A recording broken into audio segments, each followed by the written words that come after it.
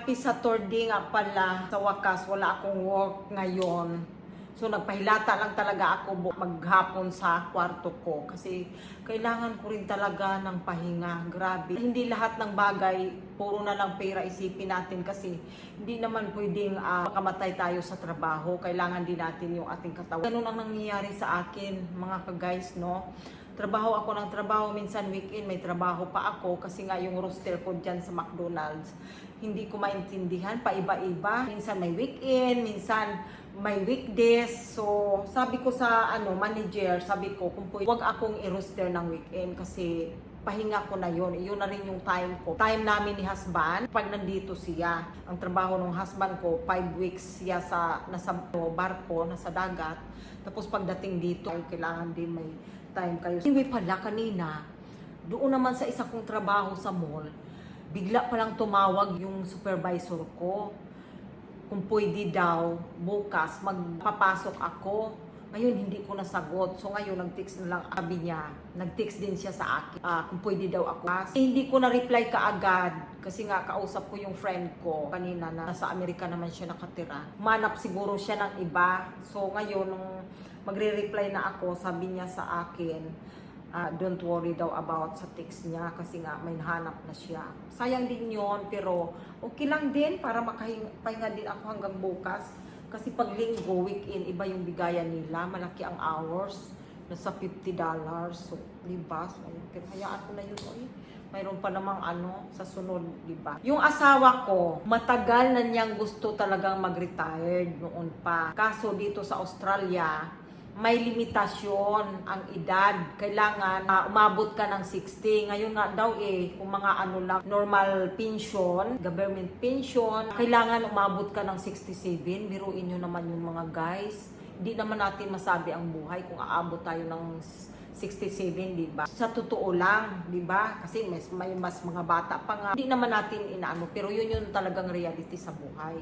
Kaya sabi ko, kawawa naman, grabe naman ang government. Talagang sobra naman na edad. Siyempre gusto din natin ma-enjoy yung buhay natin.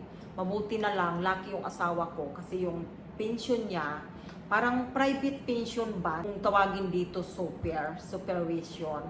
Ngayon, kailangan niyang mag-60 bago niya magawang mag-retire. Sa awa ng Diyos, naka-60 na yung asawa ko nitong nakaraang December lang.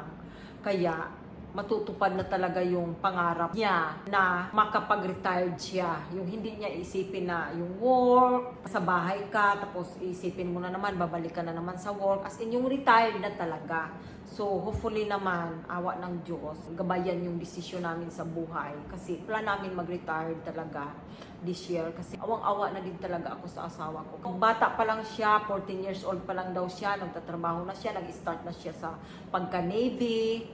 Tapos, yun nga, unlucky din siya sa mga nagiging ex-wife niya kasi dalawang beses siya naloko. Unfortunately, nangyayari naman talaga yan sa buhay natin, no? Bata pa daw siya nag-asawa. Siguro nasa 20s pa lang siya kasi nga naghangad siya na magkaroon siya ng pamilya kasi bata pa lang din siya, nawala na siya ng parent sa buhay. Namatay na yung papa niya, namatay na yung mama niya. So, hindi niya talaga na-feel yung pamilya. So, ngayon daw, inisip na lang daw niya, nung siguro namatay yung mga magulang asawa ko, nasa pa lang siya, 15 siguro. Di ba sobrang bata? Murang edad niya, talagang naranasan niya na yung. Siyempre, kailangan niya nang maging independent sa buhay. So, nagtatrabaho siya talaga ng bata pa. Hindi nag-asawa naman siya, hindi naman siya pinalad kasi niloko lang siya. Mayroon siyang kunting nakuha sa father niya, na kunting pera, nasa $100,000 yata. Ginawa naman ng asawa niya, nag-open siya ng bagong account, tapos tinransfer doon yung pera. Tapos itong asawa ko, nagtataka bakit wala nang laman yung niya kasi may joint account na sila. Hindi talaga niya nalalaman na noon pa pala, nag-cheating na yung asawa niya sa kanya. Saka lang siya naniwala nung mismong friend niya nagsabi na may nakikita nga daw lalaki na pumupunta sa bahay nila.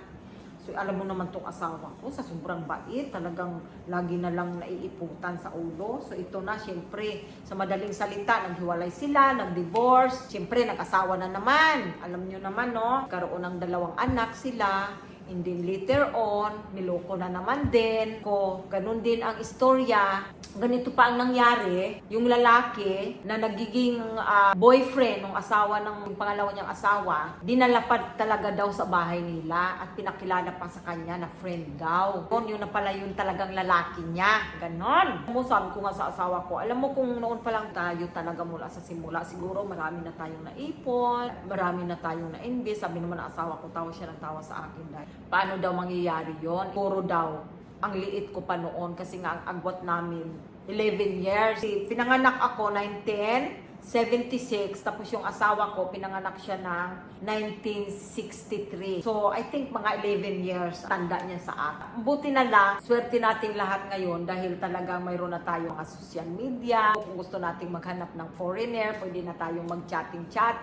Kaya nagkakilala kami ng husband ko dahil nga sa dating site. Una niya talagang sali, parang na-overwhelming daw siya. Ang dami daw nang chat sa kanya.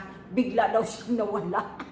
Kasi too much mga babae daw para siya ba? Kasi hindi siya sanay nung gano'n na parang bigla ka nang may message sa'yo, hi, ganito, ako si gano'n. Tapos maya-maya mayroon namang isa, hindi daw niya kayang i-handle lahat yun. Para siyang na-overwhelming na gano'n pala ang dating site. Kasi first time nga niya sumali. And talagang gusto niyang mag-login din. Kasi nga, titingnan daw niya yung email niya. Ngayon, pag login niya, parang hindi isa kasama niya. Nakita niya yung site na yon, kung anong meron doon. Di sinulat niya yon. Sinulat na yung dating site, yung Filipino dating site. Ngayon, sinulat niya and then nagpaturo siya sa friend niya kung paano maggawa ng account, bla bla bla. Kasi ang asawa ko may pagka-probinsyano style, kumbaga sa atin na old fashion ba, hindi alam yung mga high-tech na ngayon, di ba? So hanggang sa nagkakilala kami, bla bla bla. Email lang pala kami noon, hindi kami talaga mismo sa messenger nag-uusap. Dahil hindi, hanggang sa talagang umabot kami ng 6 months, hanggang nag-decide na siya na pumunta siya ng Philippines para mag-meet kami in person. Pero hindi kami yung tipong kami na talaga sa pag-i-email namin. Kumbaga, as in friends lang kami na parang may communication, parang getting to know each other pa lang. Pero hindi ko alam na kami na pala yon. Ganun din siya kasi wala naman siyang sinasabi. So, hindi ka umasa ka tapos wala lang naman. Din yun na yun, tuloy-tuloy na yung namin sa hanggang kami na, tapos punta kami ng Hong Kong. First time ko pumunta ng Hong Kong, sobrang saya ko talaga. Ko akalain talaga na makarating ako ng ibang bansa.